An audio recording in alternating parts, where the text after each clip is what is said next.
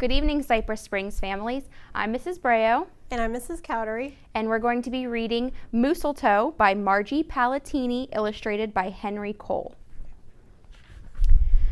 'Twas the season, and Moose was merry. He joyfully tickled the ivories with a tuneful of tidings and a flurry of fa-la-las.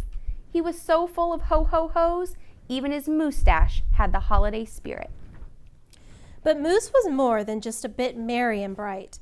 He was busy, busy, busy. There was a lot to be done on his list of to-dos. But with orderly organization, a bit of regimentation, lots of imagination, and just plain old Moose know-how, getting ready for the big day should have been simple, easy. Yes, in all probability, just perfectly perfect. He wasted not one merry minute. Moose got movin' and put some hustle into the holiday bustle. He went to work. He wrote cards and letters till his hooves hurt. Check. He shopped till he dropped. Check. He hauled home boxes and bags and presents galore. Moose had gifts for everyone stacked from ceiling to floor. Check, check, check. Then he wrapped, yo, yo, yo, and he ribboned, ho, ho, ho. And on each and every package, he tied a big, beautiful bow. Check and double check.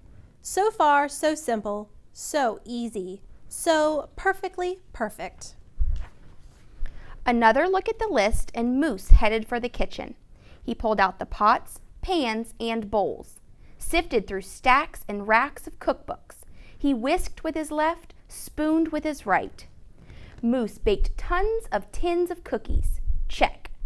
Dozens of cakes, breads, and sweets. Check, check, check. He made jellies, sticky jams. Moose roasted a goose and some chestnuts. He toasted marshmallows and yams. Check, check, check, triple check. Yes, yes, so simple, so easy, and but of course, so perfectly perfect. Decorations were up next on his list of things to do and get done. So Moose decked the halls, then spruced up the walls. He beaded and bowed and mooseltoed. He gathered garlands, roped wreaths and holly, jingled bells, sang noels. Oh, good golly, this Moose was jolly. Check, check, check. Check, check, check, check. Last but not least, he hung all the stockings, each and every one with special care. And just in time, too. Soon Santa would be there. Check and final check. Yes, sirree. Getting ready for Christmas was an absolute snap. And so simple, so easy.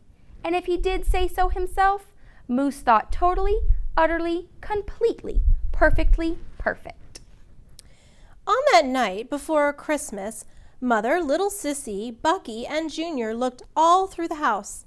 What a job Moose had done. Everything looked bountiful, festive, quite fine indeed. There was just one minor problem, if you will. Oh dear, sighed the missus as the five stared at one empty corner. Oh my, oh me, oh gee. Pop, what happened? Cried Junior. You forgot the tree. Oops. Where would they hang the tinsel, string the popcorn, light the lights? Where would Santa leave his gifts for the kiddies on Christmas Eve night? So Moose pulled on his galoshes and put on his hat. He would find a tree somewhere, somehow, and that's all there was to that. So out went the Moose, braving blustery blowing winds and the cold, trudging through snowdrifts, courageous and bold. Moose first hoofed it down to the corner. Not a tree to be had. Then he slid around the block. Uh-oh, things were looking bad. He went down every boulevard, street, and little road. He looked down lanes and alleys. Every tree had been sold. There wasn't a branch, not a twig, not even one lousy, bowless bough hanging around. Nope, nada, nothing. Not a tree to be found. No tree, sighed a sad Moose as he came home empty-handed that snowy eve. The kids tried to make the best of it. They said, "Oh, so who needs a tree?" But Moose could plainly see they were short on the glee. He knew he had to do something, and that's just what he did.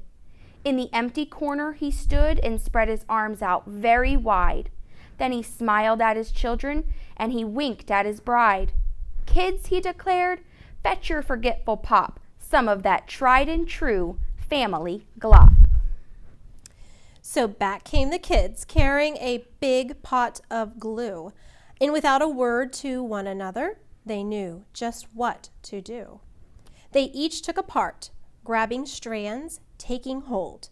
Then carefully, oh so carefully, they glopped and they plopped, they pasted and they pressed. They curled and twirled every which way a follicle could fathom, until Moose's magnificent moustache was indeed even more of a marvel to see. Moose was just a few needles shy of being an evergreen tree. They strung Moose with lights from his head to his toes and draped him with tinsel beginning right with his nose.